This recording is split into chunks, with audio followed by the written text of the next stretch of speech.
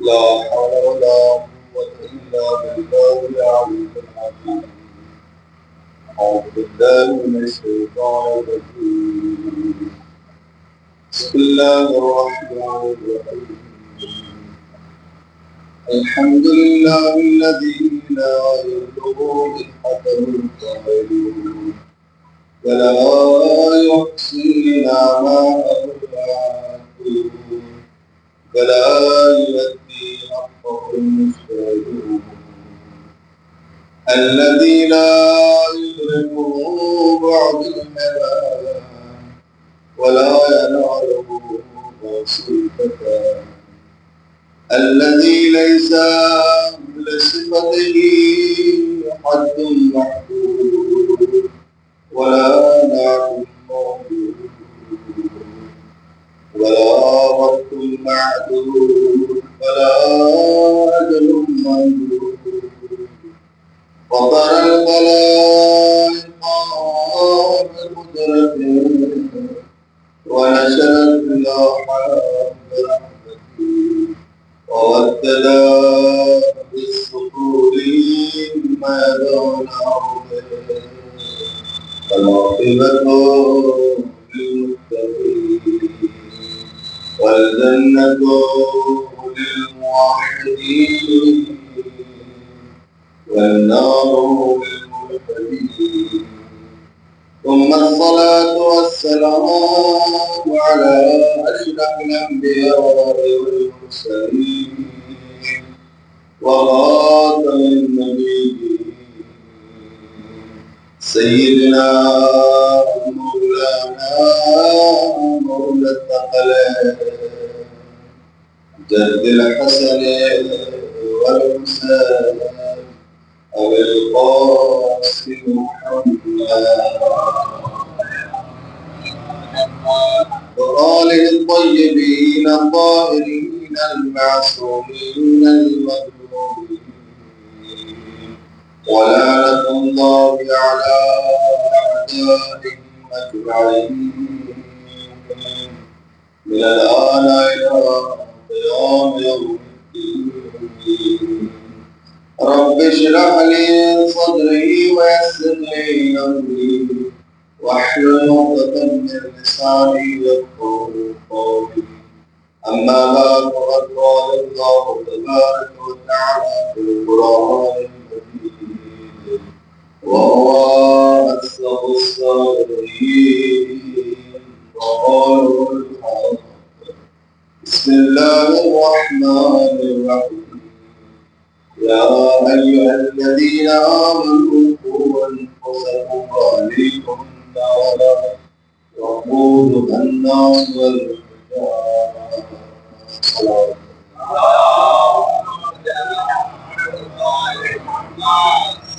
أبو ناصر الغالي وسورة سورة الله صابرہ لگن ملتے نمبر حسین کی روح کو اظہار کریں.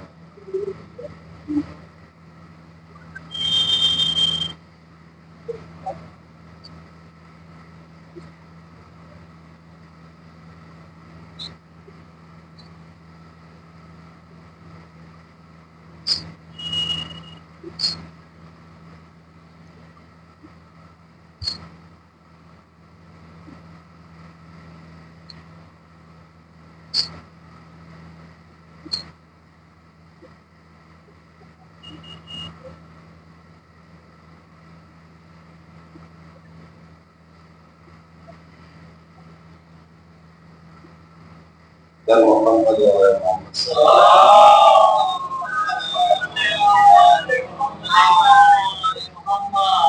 صاحبان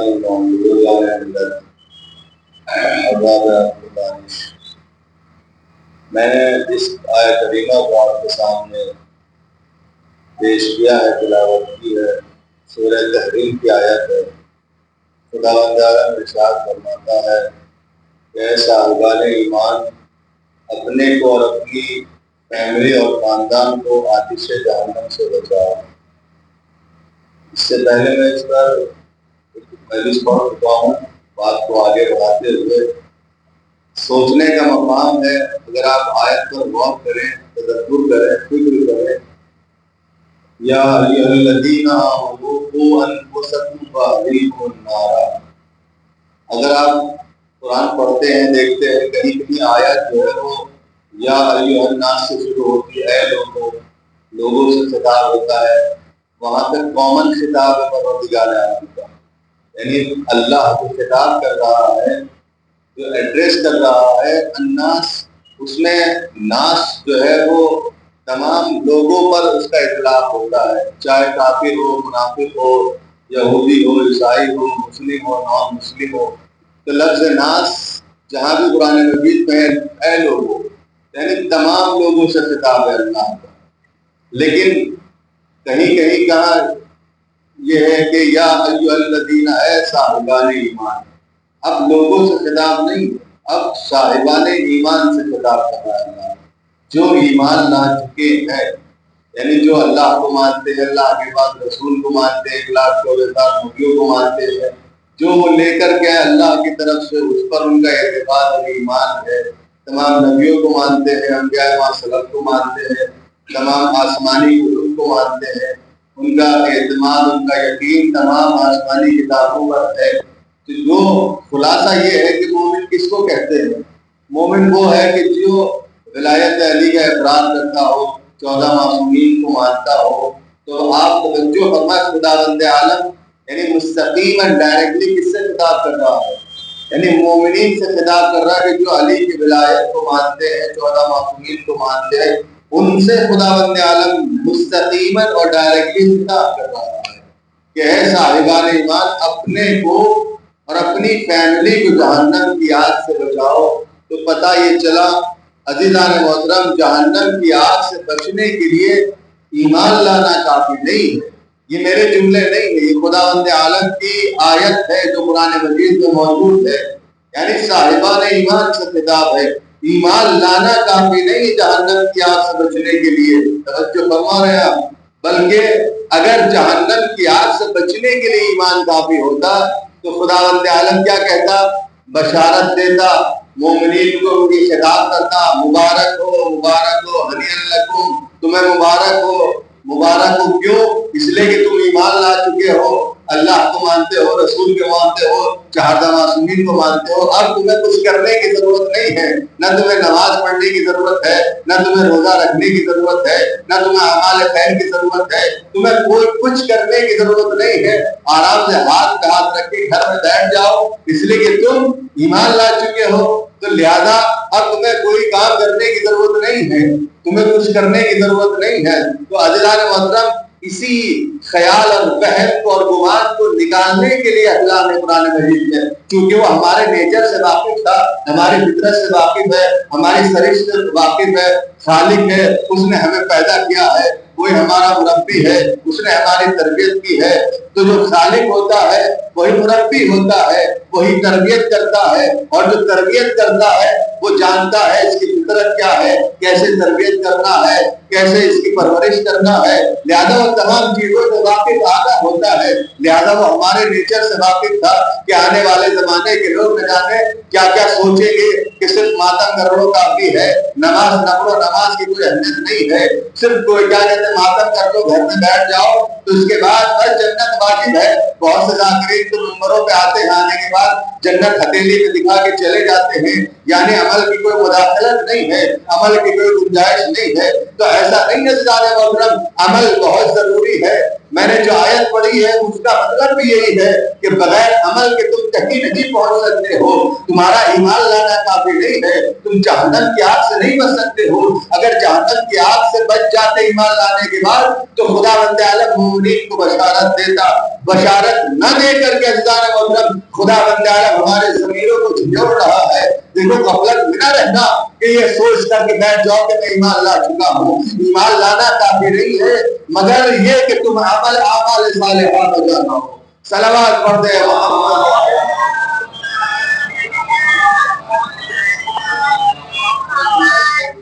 अज़ीज़ान मोहतरम, ईमान लाना काफी नहीं है, ये मेरी खिताबत नहीं है, बल्कि कुरान मजीद के जुमले हैं और आयत है। या अय्युहल्लज़ीना आमनू क़ू अनफुसकुम व अहलीकुमुन नार वक़ूदुहा अन्नास वल हिजारा। अज़ीज़ान मोहतरम, साहिबान ईमान से खिताब है अपने को और अपनी फैमिली को। अच्छा, इसमें ये भी बात है कि सिर्फ जन्नत में अकेले जाना काफी नहीं है, बल्कि अपने साथ साथ कमाल इंसान ये है कि अपने खानवादे को भी जन्नत में ले जाए। सिर्फ अकेले जाना काफी नहीं है। जनाब हुर जब दोज़ख से जन्नत की तरफ चले तो अकेले नहीं चले, बल्कि अपने साथ अपने गुलाम और भाई और अपने खानवादे को लेकर के चले। तो हमारा भी फरीज़ा ये है, अगर खानवादे के मुकाबिल अगर देखा जाए इंसान की क्या जिम्मेदारी है, तो हमारी जिम्मेदारी ये है, हमारा जो खानवादा है, हमारी जो फैमिली है, हमारे उसके मुकाबले अगर देखा जाए तो जिम्मेदारी ये है कि हम उन्हें जहन्नम की आग से बचाएं। हम बच्चों की ऐसे तरबियत करें, ऐसे परवरिश करें कि वो नमाज पढ़ने लगे, रोजा रखने लगे, इसलिए कि हम अपनी फैमिली से एराज नहीं कर सकते हैं, रूगर्दानी नहीं कर सकते हैं, अपनी फैमिली को नहीं छोड़ सकते हैं, अपने बच्चों को उस उंगली के हाल में नहीं छोड़ सकते हैं कि हमारे बच्चे किस हाल में है, हम पता ही नहीं है, खबर नहीं है, नमाज पढ़ते हैं कि नहीं पढ़ते, हम उनसे कोई सवाल नहीं करते। जबकि इस्लाम ये कहता है कि आपका बच्चा अगर 7 साल का हो गया है तो आप उसको नमाज के लिए तौबीक करें, मार भी सकते हैं, आप उसकी पिटाई भी कर सकते हैं। तवज्जो फरमा रहे हैं आप, एक सलावत पढ़ते हैं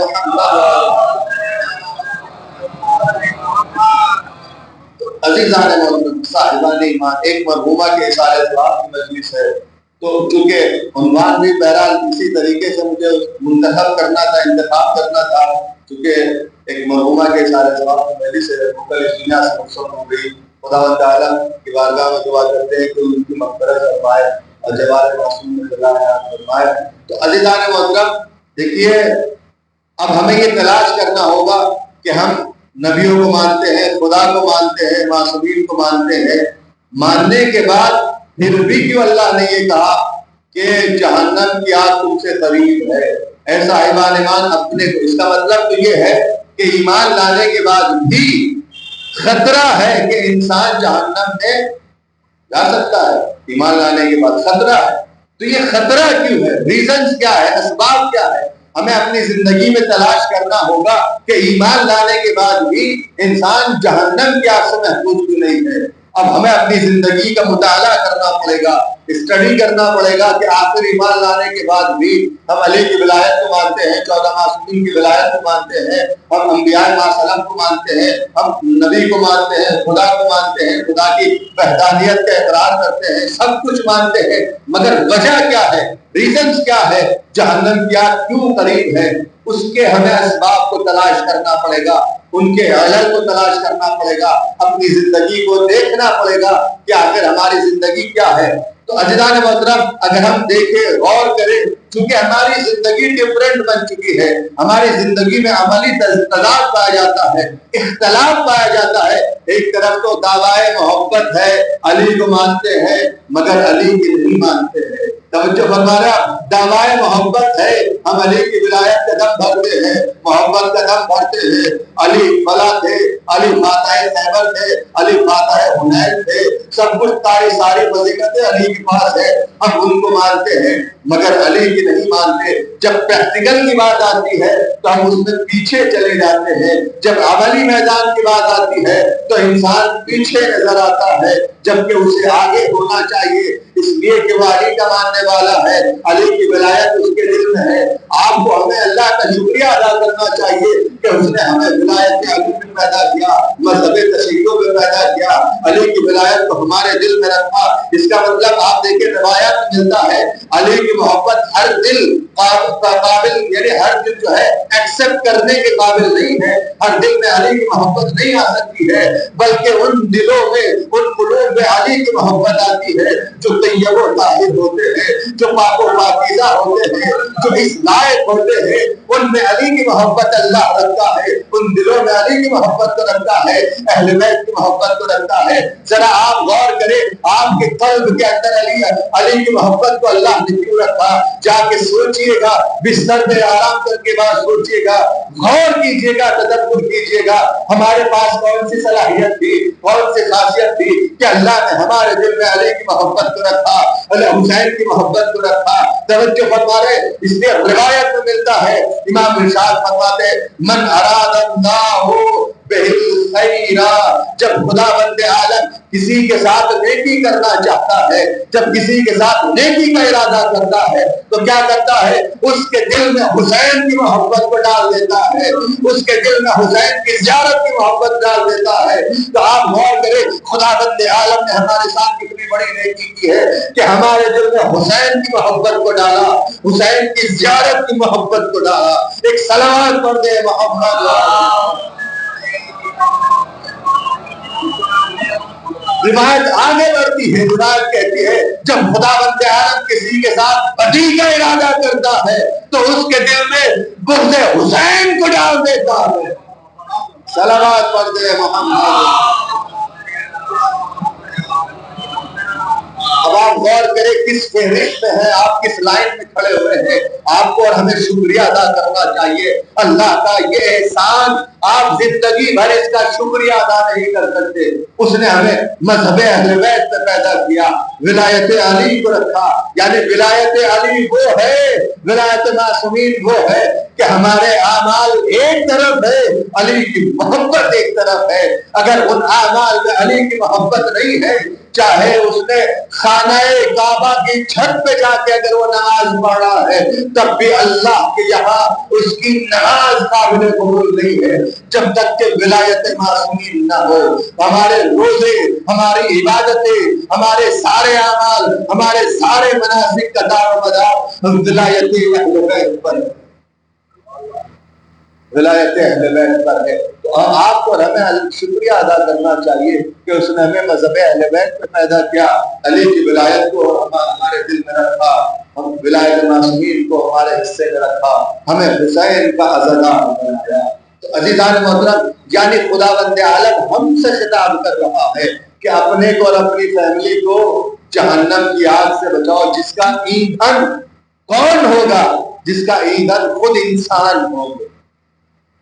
جہنم میں انسانوں کو ڈالا جائے گا تپش بڑھانے کے لیے, پتھروں کو, وقودها الناس والحجارہ, اس کا ایندھن کون ہوگا, خود انسان اور پتھر ہوں گے.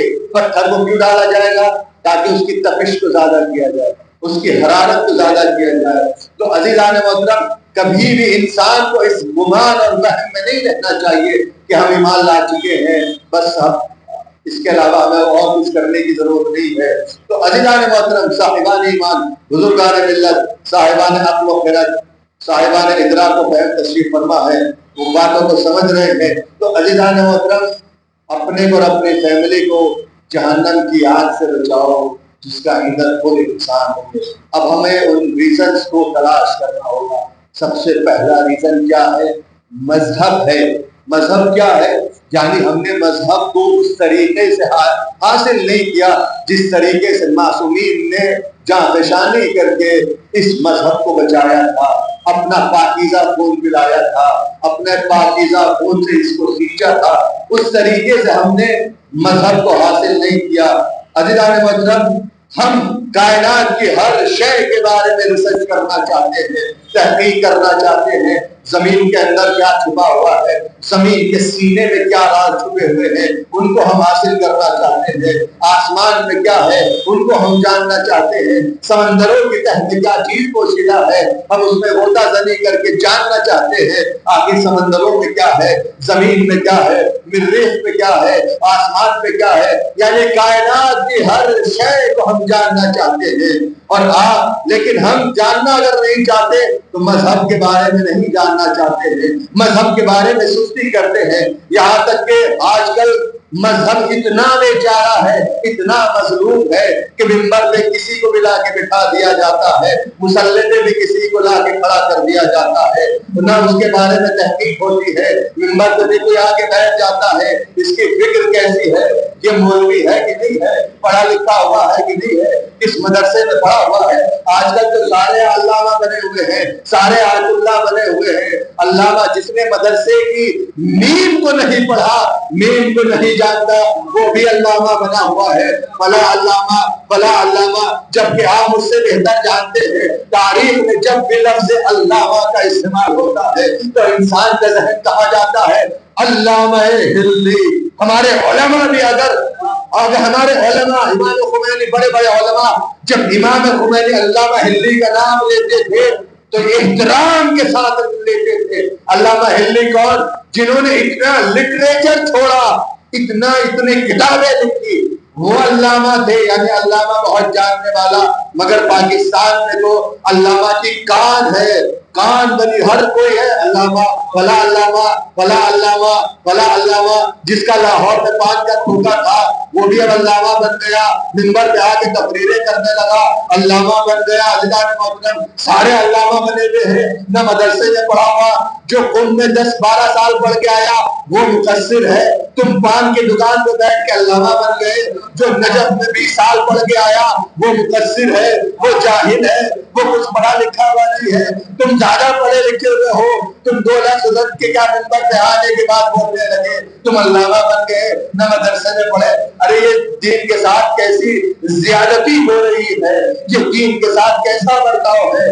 دین مظلوم کا نام ہے. سب سے بڑا دین اگر ہے تو دین مظلوم ہے. جس جو منبر پہ آتا ہے وہ آ کے بیٹھ جاتا ہے اور آنے کے بعد اپنی گفتگو کرتا ہے. ایک صلوات پڑھ دے محمد. تو ساری ٹریجڈی, ساری مظلومیت دین کے ساتھ ہے. جب آپ اپنے بچوں کو ٹیوشن بھیجتے ہیں تو آپ بہترین ٹیوٹر کے پاس بھیجتے ہیں جو ماہر ہوتا ہے میتھ کا, فزکس کا. آپ مجھ سے پڑھوائیں گے میتھ, آپ کہیں گے مولانا آپ کو میتھ آتی نہیں تو آپ کیا بنائیں گے. تو جب یہ بات ہے تو دین کے بارے میں یہ کیا ہے بھائی.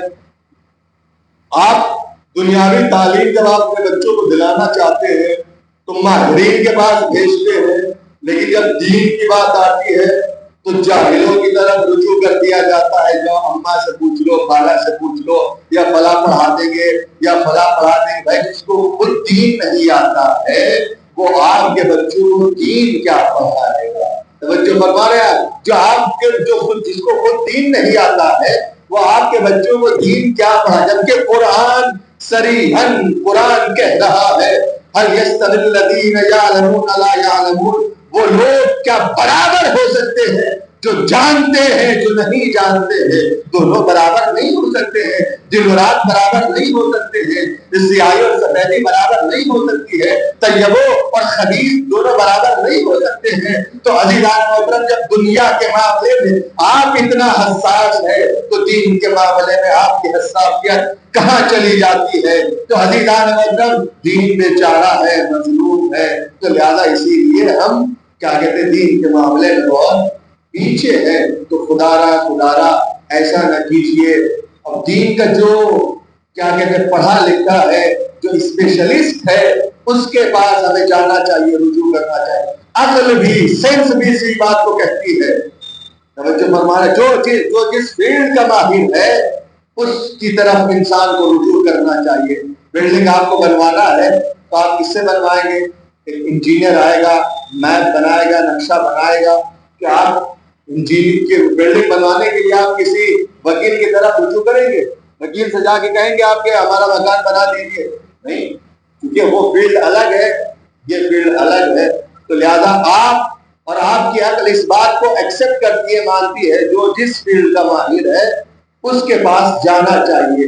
اگر اس کے پاس نہیں جا رہے ہیں تو ہم اپنی حماقت کا ثبوت دے رہے ہیں کہ ہم احمق ہے, بیوقوف ہے. تو لہذا ایک جی جا کے صلوات میں ہوگا.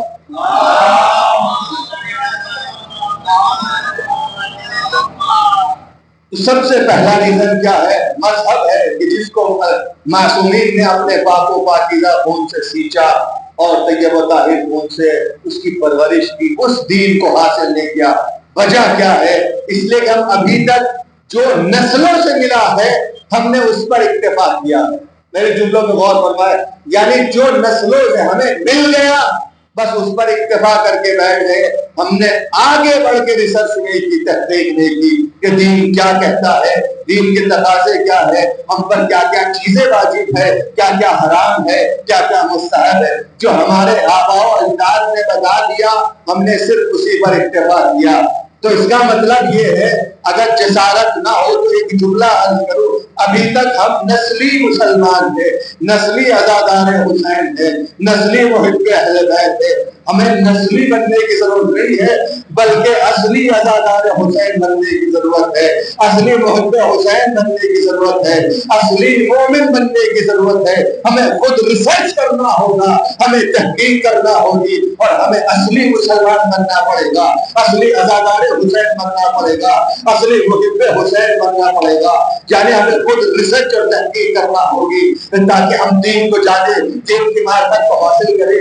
دین کیا ہے، دین کے تقاضے کیا ہے، دین کیا چاہتا ہے، دین ہم سے کیا مطالبہ کرتا ہے، دین کیا ہم سے دین کے مطالبات ہے۔ تو لہذا ہمیں خود اس پر عمل کرنا ہوگا، ریسرچ کرنا ہوگا، ہمیں نسلی مسلمان بننے کی ضرورت نہیں ہے۔ تو وجہ یہ ہے کہ ہم نے اسی پر اکتفا کیا جو ہمیں نسلوں سے ملا، جو ہمیں نسلوں سے منتقل ہوتا چلا آ رہا ہے، بس ہم اسی پر اکتفا کیے ہوئے بیٹھے ہوئے ہیں۔ اس لیے جب کوئی بات پیش کی جاتی ہے تو فوراً بدون مبالغہ بعض افراد ایسے ہیں جو کہتے ہیں ہم نے تو ایسے سنا تھا، ہم نے تو ایسے سنا تھا، ہم نہیں جانتے۔ عدم علم عدم وجود کی دلیل نہیں ہے۔ اگر آپ نہیں جانتے، میں اپنے اوپر مثال دے رہا ہوں، اگر میں نے ساری کتابیں تھوڑی پڑھ لی ہے، ساری چیزیں تھوڑی پڑھ لی ہے، یہ تو دین علم کا سمندر ہے۔ انسان کہتے ہیں کہ روایات میں ہے کہ آپ مہد سے لے کر لہد تک علم کو حاصل کریں، ختم ہونے والا نہیں ہے۔ تو اگر میں کہوں کہ مجھے تو نہیں پتا، میں نے تو نہیں پڑھا، تو میرا نہ جاننا اس بات کی دلیل تھوڑی کہ یہ چیز وجود نہیں رکھتی ہے، چونکہ میرے مطالعے میں نہیں ہے، میں نہیں جانتا ہوں، میں وہاں تک نہیں پہنچا ہوں، میری نظروں سے وہ روایت نہیں گزری ہے یا وہ چیز نہیں گزری ہے، تو اس کا مطلب میں فوراً یہ کہہ دوں یہ چیز ہے نہیں۔ آپ کا نہ جاننا اس بات کی دلیل نہیں ہے کہ وہ چیز موجود نہیں ہے۔ تو بعض افراد کہہ دیتے ہیں کہ یہ ہم نے تو نہیں سنا۔ آپ کا نہ سننا اس بات کی دلیل تھوڑی یہ چیز وجود نہیں رکھتی ہے یا موجود نہیں ہے۔ اس لیے امام زمانہ صلی اللہ تعالیٰ علیہ وسلم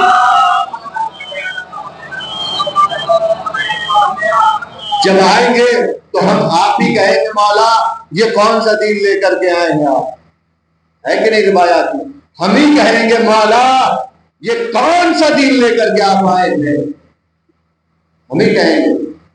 تو لہذا ضرورت ہے کہ ہم دین کو سیکھیں، دین کی معرفت کو حاصل کریں، تاکہ کہیں امام زمانہ کے ظہور کے بعد یہ نہ ہو کہ ہم انکار کر دیں کہ مولا یہ کون سا دین لے کر کے آئے ہیں، یہ تو ہم نے سنا ہی نہیں تھا، یہ تو ہم جانتے ہی نہیں تھے، آپ نے کون سا دین پیش کر دیا۔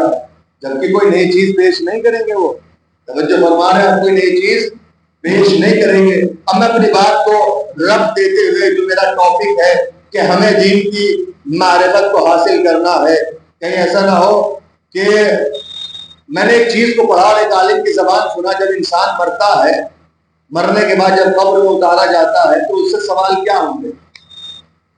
اس سے یہ سوال ہوں گے من ربک، تمہارا رب کون ہے، تمہارے دین کیا ہے، تمہاری کتاب کیا ہے، تمہارا قبلہ کیا ہے، یہی سوال ہوں گے۔ اس کے علاوہ کوئی سخت سوال تو ہوگا نہیں کہ قرآن کے خدا کی توحید پہ ایک دلیل آپ دو، خدا اکیلا ہے تو کیوں اکیلا ہے، دو کیوں نہیں ہو سکتے، ٹھیک ہے آپ دلیل دیں۔ ایسا نہیں پوچھا جائے گا فلسفہ، منطق، لاجک، فقہ، اصول، یہ سب آپ سے نہیں پوچھا جائے گا۔ اور جو فرما رہے تیسری اور چوتھی رکعت میں اگر شک ہو تو کیا کرنا پڑے گا، یہ سب سوال قبر میں نہیں ہوں گے۔ لیکن آخر وجہ کیا ہے؟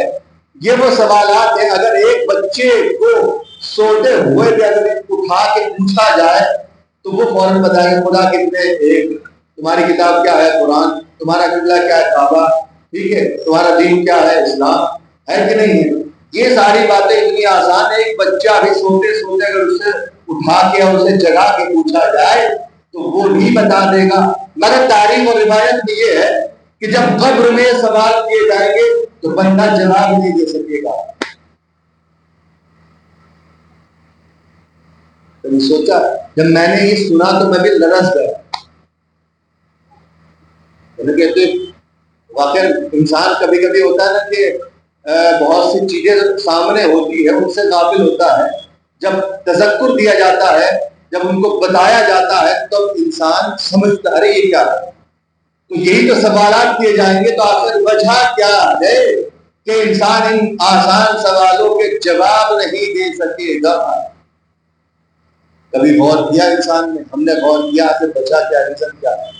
جب فرشتے ملائکہ آ کے سوال کریں گے تمہارا رب کون ہے، تمہاری کتاب کیا ہے، تمہارا دین کیا ہے، تمہارا امام کون ہے، تمہارا قبلہ کیا ہے، تو مردہ ہے، اب دیکھیں لیٹا ہوا ہے اور اسے پتا نہیں، اس کی زبان نہیں اڑ سکتی۔ کیوں اس کی زبان نہیں اڑ سکے گی؟ اس لیے کہ اس نے خدا کو تو مانا تھا مگر اپنے تمام وجود کے ساتھ نہیں مانا تھا، صرف زبان سے لقلقۂ زبانی تھا، بس خدا ایک ہے، خدا ایک ہے، ہاں امام علی ہے بس، اور علی کس کو کہتے ہیں، امام کس کو کہتے ہیں، امام کی معرفت کیا ہے، امام کے تقاضے کیا ہے، امام کی مطالبات کیا ہے، امام کس کو کہتے ہیں، امام شناسی بھی ایک الگ ٹاپک ہے، امام کو پہچاننا، امام زمانہ ہے، فقط نام جاننا کافی نہیں ہے، بس امام زمانہ ہے، امام مہدی ہے، پردہ غیب میں ہے، 15 شعبان آتی ہے تو ہم پٹاخے پھوڑ دیتے ہیں، جلا دیتے ہیں اور بس کیا کہتے ہیں خوشی سے جھوم اٹھتے ہیں۔ میں عزیزان محترم، امام کی معرفت کیا ہے، امام کس کو کہتے ہیں، امام کیا ہوتا ہے، امام کی معرفت کس کو کہتے ہیں، یہ جاننا بہت ضروری ہے، یہ جاننا بہت ضروری ہے۔ اتنی معرفت ہونی چاہیے۔ مقدس اردبیلی مولا کائنات کے مزار مقدس میں بیٹھ کے کہتے تھے السلام علیک یا امیر المومنین۔ مولا کائنات قبر مطہر سے نکل کے اٹھتے تھے، آتے تھے، سامنے روبرو بات کرتے تھے، اس کو معرفت کہتے ہیں۔ کیا کس درجے کی معرفت ہوگی مقدس اردبیلی کی، جو بہترین عالم گزرے ہیں، مجتہد گزرے، جن کا نام ہی مقدس تھا، اتنے پاک و پاکیزہ تھے جن کا نام ہی مقدس پڑ گیا ہماری تاریخ میں۔ علماء کے قول المقدس فی مسئلہ ہی، یعنی علماء کہتے ہیں کہ مقدس نے اس مسئلے میں یہ ارشاد فرمایا، یعنی یہ مرتبہ ہے، یہ عظمت ہے، یہ احترام ہے۔ مقدس اردبیلی کا تقوی معرفت کس منزل پر تھی کہ مولا کائنات قبر مطہر سے نکل کے روح بروح بات کرتے تھے، بات کرنے کے بعد گفتگو ہوتی تھی۔ معرفت اس حد تک انسان کی ہونی چاہیے۔ ایک عالم دین، ایک واقعہ نقل کرتا ہوں، ایک صلوات پڑھے محمد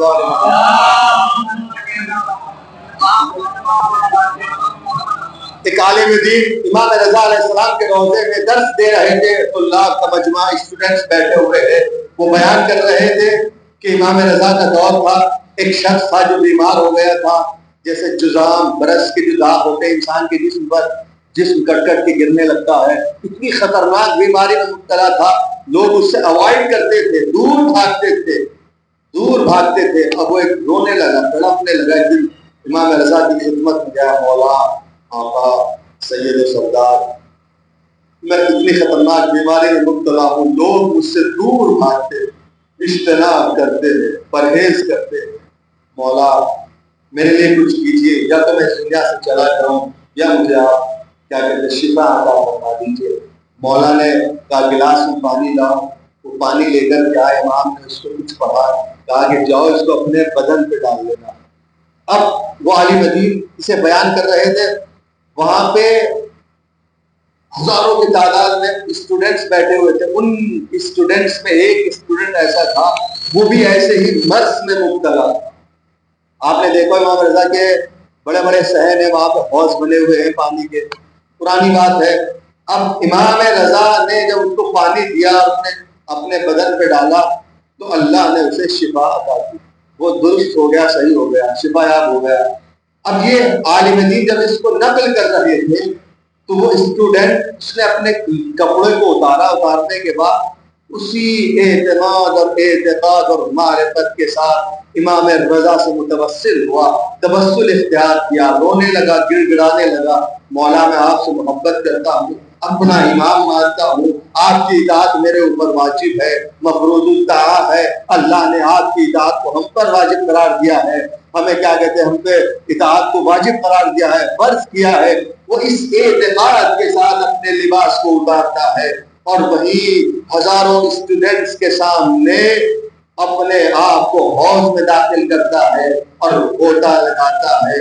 لگانے کے بعد روایت اور تاریخ یہ کہتی ہے کہ ایک مرتبہ استاد نے پوچھا، میرے شاگرد تم نے یہ کیا کیا، تم نے یہ کیا لباس کو کیوں اتارا، پانی میں کیوں غوطہ لگایا؟ ایک مرتبہ وہ اسٹوڈنٹ کہتا ہے، میرے استاد بزرگوار، جب آپ یہ واقعہ نقل کر رہے تھے امام رضا کے دور کا کہ ایک شخص تھا جو بیمار تھا، امام نے اس کو پانی پڑھ کے دیا تھا، وہ شفا یاب ہو گیا تھا، بس میں بھی اسی وقت میں اب اسی مرض میں مبتلا تھا، میں نے بھی اپنے امام سے تبسل اختیار کیا، متبسل ہوا، امام میں آپ کا چاہنے والا ہوں، آپ کا مرید ہوں، آپ کی محبت میرے دل میں ہے، لہذا آپ کو اس محبت کی قسم ہے، یا تو مجھے موت دے دیجئے یا مجھے شفا عطا کر دیجئے۔ میں نے اسی اعتقاد کے ساتھ، اسی توکل کے ساتھ میں نے اپنے لباس کو اتارا، اتارنے کے بعد اس حوض میں اپنے کو غوطہ لگایا۔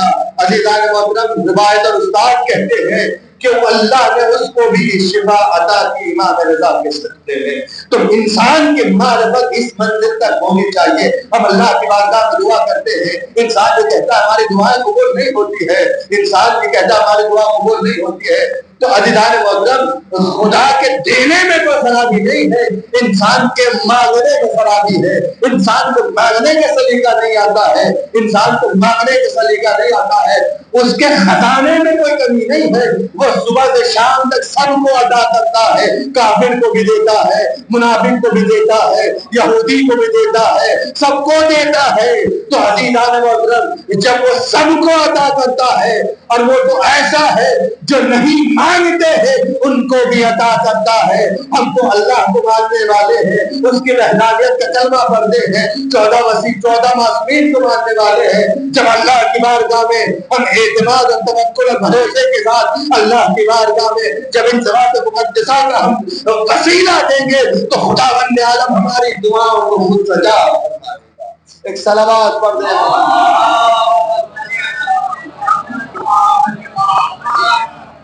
عزیزان محترم، صاحبان ایمان، بزرگان ملت، صاحبان عقل و خرد، اپنے کو اور اپنی فیملی کو جہنم کی آگ سے بچاؤ۔ سب سے پہلا ریزن جو میں نے بتایا خود مذہب ہے کہ ہم نے مذہب کو صحیح طریقے سے حاصل نہیں کیا۔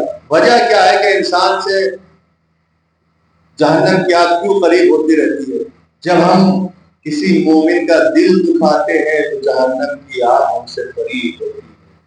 پیغمبر اسلام کی حدیث ہے، ہم کسی مومن کو ایذا نہیں پہنچا سکتے، اس کی بے حرمتی نہیں کر سکتے، اس لیے کہ پیغمبر اسلام کی حدیث یاد رکھیے، پیغمبر اسلام نے ارشاد فرمایا ایک مومن کی عزت کعبے سے بڑھ کے ہے، ایک مومن کا احترام کعبے سے بڑھ کے ہے۔ ہم اپنے معاشرے میں بڑی آسانی کے ساتھ لوگوں کو ذلیل کرنا چاہتے ہیں، لوگوں کو ذلیل کر دیتے ہیں اور اپنے اوپر فخر و مباحات کرتے ہیں، میں پیسے والا ہوں، بڑا غریب ہے وہ فقیر ہے۔ عزیزان محترم، یہ تصورات بھی غلط ہے، یہ خیالات بھی صحیح نہیں ہے۔ ایک مومن کی عزت کعبے سے بڑھ کے ہے۔ کعبے کی کیا عظمت ہے، اس سے بڑھ کے پیغمبر نے کہا ایک مومن کی عزت ہے۔ کہ حرمت نہیں کر سکتے آپ، ایک مومن کو اذیت نہیں پہنچا سکتے ہیں۔ تو جب ہم ایک مومن کو تکلیف پہنچاتے ہیں تو جہنم کی آگ ہم سے قریب ہوتی ہے۔ جب ہم اپنے ماں باپ کا دل دکھاتے ہیں جہنم کی آگ ہم سے قریب ہوتی ہے۔ جب ہم کسی کا حق غصب کرتے ہیں جہنم کی آگ قریب ہوتی ہے۔ جب ہم غیبت کرتے ہیں جہنم کی آگ ہم سے قریب ہوتی ہے۔ جب ہم نامحرم کو دیکھتے ہیں جہنم کی آگ ہم سے قریب ہوتی ہے۔ جبکہ ہم مومن ہیں، اپنے آپ کو مومن کہہ رہے ہیں، ایمان ہمارے پاس ہے، مگر ہم لوگوں کا دل دکھا رہے ہیں، ماں باپ کا دل دکھا رہے ہیں، ہم لوگوں کا حق غصب کر رہے ہیں، ہم کیا کہتے ہیں نامحرم کو دیکھ رہے ہیں، نامحرم کو چھو رہے ہیں، بس کر رہے ہیں۔ تو یہ سارے اسباب ہیں۔ جب ایک بچہ، ایک بیٹا اپنے ماں باپ کو غصے کی حالت میں دیکھتا ہے تو جہنم کی آگ اس سے قریب ہوتی چلی جاتی ہے۔ ماں باپ کا کتنا بڑا مرتبہ ہے، ماں باپ کی کتنی عظمت ہے، جن کے بارے میں خداوند عالم نے ارشاد فرمایا ان کو اف تک نہ کہو۔ اگر لفظ اف سے چھوٹا بھی کوئی لفظ ہوتا تو خداوند عالم قرآن مجید میں اس کو استعمال کرتا۔ تو اللہ نے بتا دیا کہ اس سے چھوٹا لفظ کوئی اور نہیں ہے۔ لفظ اف بھی ماں باپ کی شان میں خدا کو پسند نہیں ہے۔ ان بچوں کو سمجھ لینا چاہیے، ان بچوں کو سمجھ لینا چاہیے جو اپنے ماں باپ کا کہنا نہیں مانتے ہیں۔ یہ مذہب اتنا لطیف ہے، اتنا اس نے خیال کیا ہے، اتنی مراعات کی ہے، رعایت کی ہے۔ اسلام نے کہا جب تم اپنے ماں باپ کو کوئی تحفہ دینا چاہو تو تحفہ دینے کا بھی انداز اسلام نے بتایا ہے۔ کہا کیسے دینا چاہیے؟ کہ اسلام نے کہا کہ دیکھو جب تم اپنے ماں باپ کو کوئی گفٹ یا تحفہ دینا چاہو تو کیسے دینا؟ کہا ایسے نہ دینا، توجہ بغیر ایسے نہ دینا، کہا کیوں؟ بلکہ اپنے ہاتھوں پر رکھ کے ایسے ان کی خدمت میں پیش کرنا۔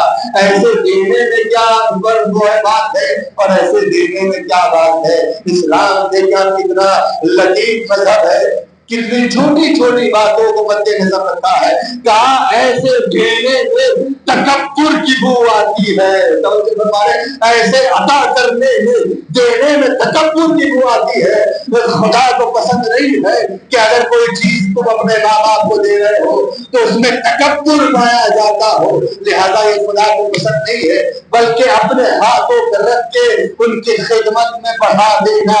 اگر وہ پالے تو ان کا احسان ہے اللہ کی بارگاہ میں شکریہ ادا کرنا۔ توجہ فرمانے ایک صلوات پڑھ دے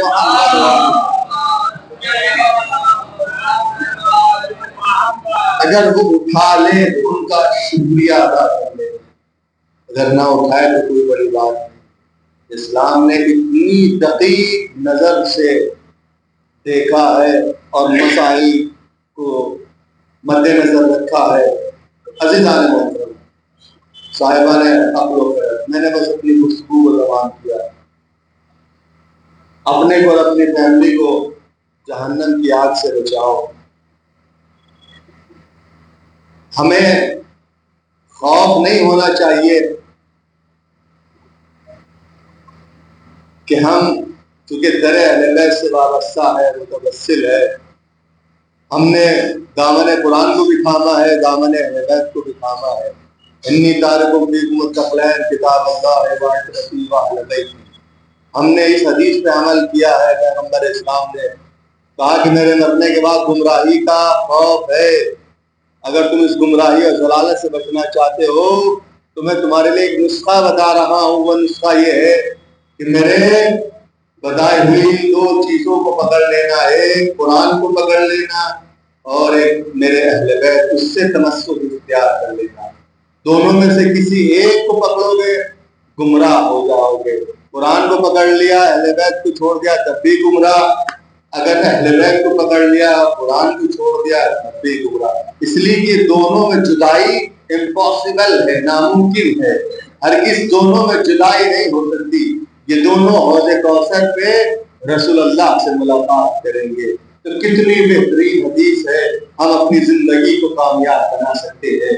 کربلا آپ جاتے ہیں تو کیا لکھا ہے؟ ان شئت النجاۃ، اگر نجات چاہتے ہو فزر حسین، حسین کی زیارت کرو۔ توجہ فرما رہے ہیں، حسین کی زیارت کرو۔ اگر ہم کربلا نہیں جا سکتے تو معصوم نے ہمارے لیے یہاں بھی ذریعہ رکھا ہے کہ تم اپنے گھر میں رہ کے حسین کی زیارت کر سکتے ہو۔ شب جمعہ چھت پہ جاؤ، اگر تمہارے پاس اسباب نہیں ہے، کربلا نہیں جا سکتے ہو تو یہاں تمہیں کربلا کی زیارت کا، امام حسین کی زیارت کا ثواب عطا کیا جائے گا۔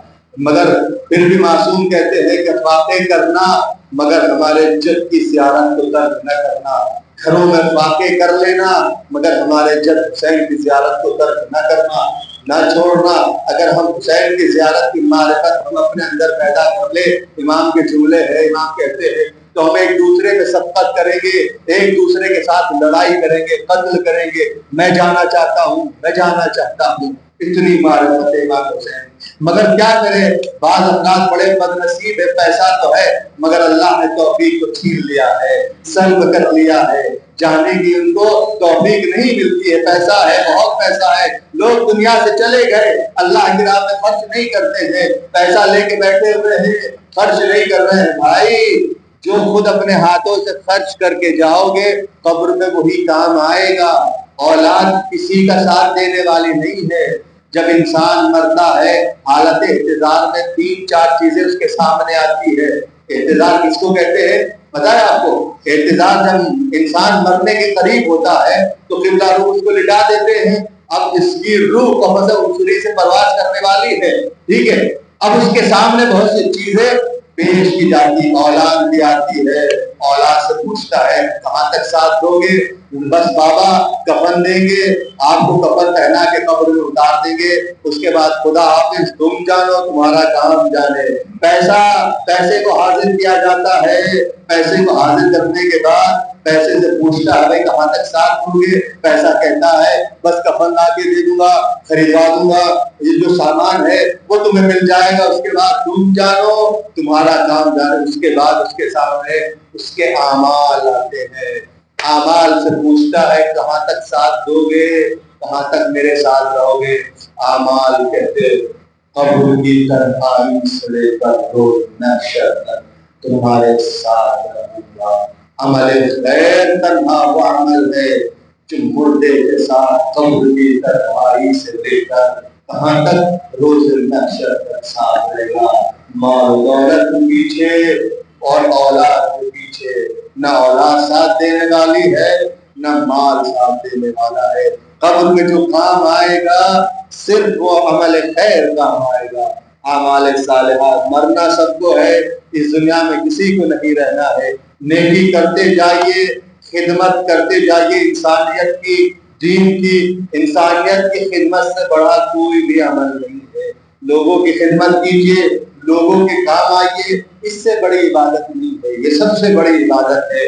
معصوم نے واجب طواف چھڑوا کے لوگوں کی مدد کروائی ہے، واجب طواف چھڑوایا ہے۔ امام جعفر صادق نے اپنے صحابی سے کہا کہ جاؤ پہلے اس کی مدد کر کے آؤ پھر واجب طواف کرنا۔ یہاں تک روایتیں ملتی ہیں، مستند اور معتبر روایتیں اصول کافی میں توجہ فرما رہے ہیں۔ تو انسانیت کی خدمت سے بڑا کوئی عمل نہیں ہے عزیزان۔ انسان اپنے لیے جی رہا تو کیا جی رہا ہے، اس کو جینا نہیں کہتے ہیں۔ انسان دوسروں کے لیے جیے، اس کو جینا کہتے ہیں۔ یہ انسان کا کمال ہے، یہ انسان کا کمال ہے۔ حسین اپنے لیے نہیں جیے، انسانیت کے لیے جیے۔ ان شئت النجاة فزر حسینا، اگر نجات چاہیے در حسین پہ آؤ۔ ان الحسین مصباح الہدی وسفینۃ النجاة، بے شک حسین چراغ ہدایت ہے، کشتی نجات۔ اس موقع نہیں ہے، اس حدیث پہ آپ نے غور کیا؟ امام حسین کی ذات والا ایسی ذات ہے کہ ہدایت کا تعلق کہاں سے ہے؟ اس دنیا سے۔ مرنے کے بعد ہدایت نہیں ہے، مرنے کے بعد ہدایت ملے گی؟ مرنے کے بعد ہدایت نہیں، ہدایت کا تعلق کس دنیا سے؟ اس مادی دنیا سے ہے۔ اور مرنے کے بعد کیا ہے؟ نجات ہے۔ وہاں ہدایت نہیں ہے، مرنے کے بعد نجات ہے، مرنے سے پہلے ہدایت ہے۔ ہماری جانیں قربان ہو جائے پیغمبر اسلام پہ، ہمیں سب کچھ دے کر کے چلے گئے۔ اگر تمہیں ہدایت چاہیے اس دنیا میں تو در حسین پہ آ جاؤ، اگر مرنے کے بعد نجات چاہیے تب بھی تمہیں در حسین پہ آنا پڑے گا، وہاں تمہیں نجات ملے گی۔ تو حسین ایسی ضرورت کا نام ہے جو دنیا میں بھی انسان کے کام آنے والی ہے، مرنے کے بعد بھی کام آنے والی ہے۔ اسی لیے کربلا جائیے، جگہ جگہ بورڈ پہ لکھا ہے ان شئت النجاة فزر حسینا، حسین کے در پہ آ جاؤ اگر تمہیں نجات چاہیے۔ اسی لیے ہر بعید پہ، ہر مکتب خیال کا آدمی حسین کی زیارت کو جا رہا ہے۔ عیسائی بھی جا رہا ہے، یہودی بھی جا رہا ہے، ہندو بھی جا رہا ہے، مسلمان بھی جا رہے ہیں، مسلمانوں کے سارے مل کے جا رہے ہیں، امام حسین کو خراج عقیدت پیش کر رہے ہیں۔ اب وہ وقت آ گیا، حسین انسان کو بیدار تو ہو لینے دو، ہر قوم پکارے گی ہمارے حسین۔ اب یہ وقت آ چکا ہے. اب آئیے اربعین پہ آپ دیکھیے کیا کہتے ہیں لوگ حسین کی زیارت جا رہے ہیں, مسلمان ہو رہے ہیں, اپنے مذہب کو چھوڑ کے حسین کے مذہب کو اختیار کر رہے ہیں. نہ جانے حسین کے اندر کون سی کشش پائی جاتی ہے, کون سا اٹریکشن پایا جاتا ہے. اللہ اکبر. اس لیے کہ حسین نے کربلا کے میدان میں وہ عظیم کارنامہ انجام دیا ہے جس کے اندر عزیزان محترم وہ اٹریکشن, وہ جاذبیت, وہ مغناطیسی پائی جاتی ہے کہ خود انسان جھکا چلا جاتا ہے, اپنے سر کو جھکا دیتا ہے, در حسین پہ آ کے جھک جاتا ہے. اس لیے کہ اس کو نجات چاہیے. اگر نجات چاہیے, اگر ہدایت چاہیے تو حسین کے در پہ آنا ہوگا. اللہ اکبر.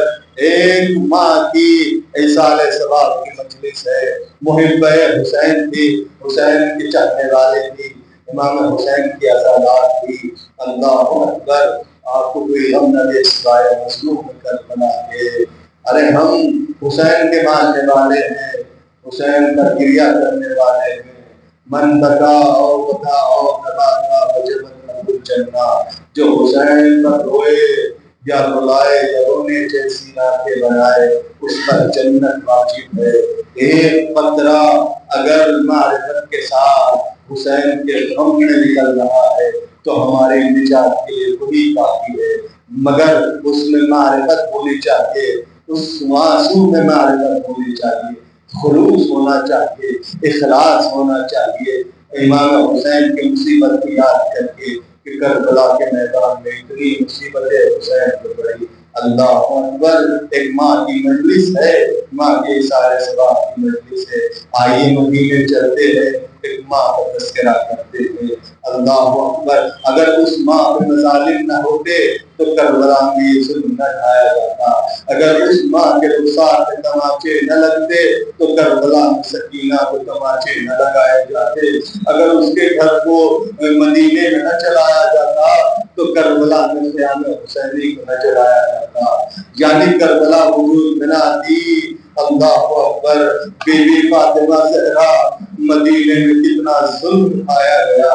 بیوی نے خود مرثیہ پڑھا, یہ مرثیہ پڑھا بابا آپ کے بعد میرے اوپر وہ مصیبتیں ڈھائی گئی. اگر وہ دن کے اجالے میں پڑ جاتے تو یہ دن کے اجالے رات کی تاریکی میں بدل جاتے. وہ مصیبتیں میرے اوپر ڈھائی گئی, وہ مظالم میرے اوپر ڈھائے گئے.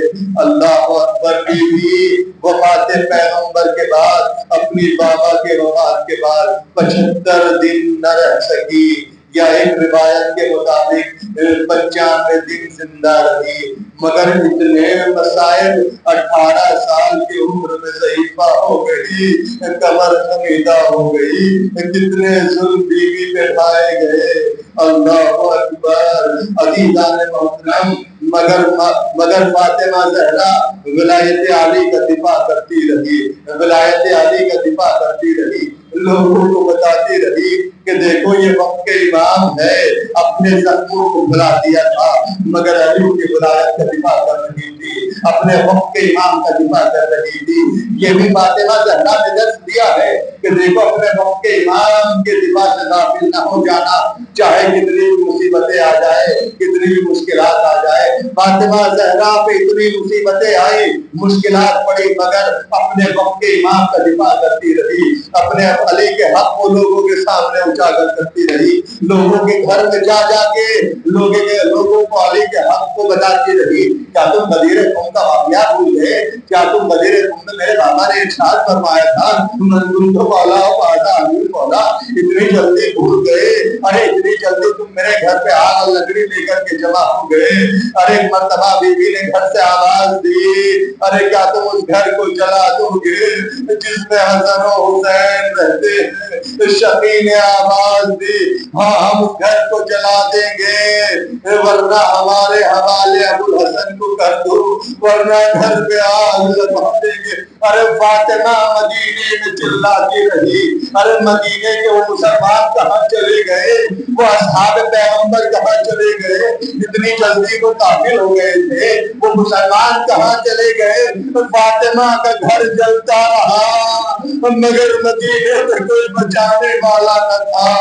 ایک مرتبہ ارے فاطمہ ارے در و دیوار کے درمیان ارے پس گئی، ارے فاطمہ نے آواز دی، اے فضہ ارے مجھے بچاؤ، ارے میرا محسن، اللہ اکبر۔ ایک شقی نے ارے دروازے پہ ایسی رات ماری، دروازے میں جو کیل تھی وہ شکم ادھر میں بے وقت ہو گئی، ارے فاطمہ کانپنے لگی، آواز دی فضہ بچاؤ۔ ایک مرتبہ فضہ دوڑی، ارے فاطمہ کیا دیکھا درو دیوار کے درمیان، ارے ایک مرتبہ اپنے ہاتھ کو شکم پہ رکھے ہوئے، ہائے میرا محسن، ہائے میرا محسن شہید ہو گیا۔ ایک مرتبہ ارے جناب فاطمہ زہرا نے اپنے مصاب کو چھوڑتے ہوئے، اپنے زخمی بدن کو چھوڑتے ہوئے فضہ سے پوچھا ابو الحسن کہاں ہے؟ ارے فضہ نے کہا ظالم ارے رسی میں باندھ کے لے گئے۔ ارے فضہ اٹھی، اٹھنے کے بعد ایک مرتبہ فضہ مجھے سہارا دو۔ ایک مرتبہ فاطمہ زہرا ارے ایک مرتبہ کہاں لے کر گئے؟ مسجد نبوی میں۔ ایک مرتبہ فاطمہ زہرا مسجد نبوی میں آتی ہے، ارے دشمنوں سے خطاب کرتی ہے، ارے خلو ابو الحسن، ابو الحسن کو چھوڑ دو ورنہ میں اپنے بال بکھرا دوں گی۔ ارے یہ سننا تھا مسجد نبوی کی دیواریں ارے بلند ہونا شروع ہوئی، ارے ظالم ڈر گئے، ظالموں نے آدمی کو چھوڑ دیا۔ میں کہوں گا فاطمہ زہرا ارے تم بڑی خوش نصیب ہو، اپنے وقت کے امام کو بچا لائی، مگر کربلا کے میدان میں ارے جناب زینب ارے قلعے سے آواز دے رہی تھی، ماجایا سیدھا ہو رہا تھا، آواز دے رہی تھی اور پسرے سال ارے میرا ماجایا سیدھا ہو رہا۔ اجرکم اللہ، آپ کو کوئی غم نہ سوائے مظلوم کربلا کے، ایک ماں اس دنیا سے رخصت ہو رہی ہے۔ اسماء سے فاطمہ زہرا نے کہا اسماء دیکھو میں حجرے میں جا رہی ہوں، اپنے بچوں کا آمادہ کیا، نہلایا اور بچوں کو تیار کرنے کے بعد بھیجا بیٹا جاؤ۔ ایک مرتبہ بچے بہت چلے جاتے ہیں، ارے اسماء نے کہا اسماء میں حجرے میں جا رہی ہوں، جب تک ارے تسبیح کی آواز آتی رہے تو سمجھ لینا فاطمہ زندہ ہے۔ دیکھو میرے بچوں کا خیال رکھنا، علی سے بھی وصیت کی میرے بچوں کا خیال رکھنا، میرے حسین کو پیاس لگتی ہے رات میں پانی کا خیال رکھنا، میرے بچوں کا خیال رکھنا۔ اللہ اکبر۔ ایک مرتبہ فاطمہ زہرا وصیت کر رہی ہے، اسماء بنت عمیر ارے وصیت کرنے کے بعد حسن حسین باہر چلے گئے، بیوی نے فرمایا میرے بچوں کو کھانا کھلا دینا چلوائے۔ ایک مرتبہ ارے تسبیح کی آواز آنا بند ہوئی، اسماء سمجھ گئی بیوی اس دنیا سے چلی گئی تھی۔ ایک مرتبہ حسن حسین آئے، اسماء نے ارے حسنہ نصیحت بیٹا آؤ کھانا کھا لو۔ ارے بچوں نے کہا اسماء یہ بتاؤ کہ ہم نے کبھی اپنی اماں کے بغیر کھانا کھایا؟ ہماری اماں کہاں ہے؟ کہاں بیٹا اماں دنیا سے چلی گئی، اماں دنیا سے چلی گئی۔ ایک مرتبہ بچے دوڑے، بابا کو جا کے بتایا بابا ارے اماں اس دنیا سے گزر گئی۔ ایک مرتبہ روایت یہ کہتی ہے مولا کائنات ایک مرتبہ زمین پہ گر گئے، ارے دوڑتے ہوئے گھر آئے، ارے ساری روایتیں چھوڑ رہا ہوں، ارے علی نے حسب وصیت ارے غسل و کفن دیا، جنازہ تیار ہو گیا۔ بچوں سے کہا کہ بچوں آؤ اپنی ماں کا آخری دیدار کر لو۔ دونوں بچے ارے پیر کے آگے کھڑے ہو جاتے ہیں، سلام کرتے ہیں، سلام کرنے کے بعد کہتے ہیں اماں جب نانا سے ملاقات ہو تو ہمارا سلام پہنچا دینا۔ حضرت اللہ ایک مرتبہ کہنا ارے ہم یتیم ہو گئے، ارے زہرا کو یہ سننا تھا، یتیم ہی سنی، ایک مرتبہ بندے کا بن ٹوٹے، ارے فاطمہ نے کہا بیٹے اے میرے بچے آؤ، بچوں کو گلے سے لگا، ایک مرتبہ ملائکہ نے بولا، ارے ملائکہ نے کہا علی ارے جلد سے جلد بچوں کو ہٹا لو ورنہ قیامت آ جائے گی۔ علی نے بچوں کو ہٹایا، دست شفقت پھیرا، ارے میں کہوں گا یا علی ارے یتیموں کے ساتھ یہی ہوتا ہے، ارے یتیموں کو تسلیاں دی جاتی ہے، شفقت سے ہاتھ پھیرا جاتا ہے، مگر آئے کربلا ارے جب سکینہ اپنے بابا کی ناز سے نمٹ کر ارے بین کر رہی تھی، ارے شمر تازیہ نے مار رہا تھا، سکینہ آواز دے رہی تھی انا للہ و انا الیہ راجعون۔ نزل بقضاء تسلیم علیہ معروف محمد و محمد کا واسطہ ہماری اس مختصر مجلس کو قبول فرما، ہمارے ناسور جمال زہرا میں جگہ عنایت فرما، معبود تجھے محمد و آل محمد کا واسطہ حاضرین کی تمام پریشانی کو دور فرما، ان کی مشکلات کو برطرف فرما، ان کی تمام جائز حاجتوں کو پورا فرما۔ معبود اس مجلس کا جو بھی ثواب تو نے رکھا مرحومہ کو احسان فرما دے، اس کو جوار معصوم میں جگہ عنایت فرما، اس کے تمام گناہان صغیرہ کبیرہ کو معاف فرما۔ معبود تجھے محمد و آل محمد کا واسطہ ہمارے تمام گناہان صغیرہ کبیرہ کو معاف فرما۔ معبود اس دنیا میں جتنے بھی مسلمان ہیں جہاں جہاں بھی ہے ان کی جان مال عزت آبرو کی حفاظت فرما، خصوصاً فلسطین اور لبنان اور یمن کے مسلمانوں کی مدد اور نصرت فرما، انقلاب اسلامی ایران کی حفاظت فرما، علماء اسلام کا سایہ ہمارے سروں پہ قائم و دائم رکھ، دشمنان اہل بیت کو نصف نابود کر دے، خصوصاً امریکہ اسرائیل کو صفحہ ہستی سے مٹا دے۔ معبود افزاد امتحان نل حجت آخر کے ظہور میں تعبیر فرما، ہمیں ان کے اعوان انصار بشمار فرما۔ ربنا تقبل منا انک انت السمیع العلیم۔ ہمارا سے گزارش ہے ایک مرتبہ سورہ نمل، ایک مرتبہ سورہ ناس کی تلاوت فرما کر مرحومہ صابرہ بنت رب حسین کی روح کو سلام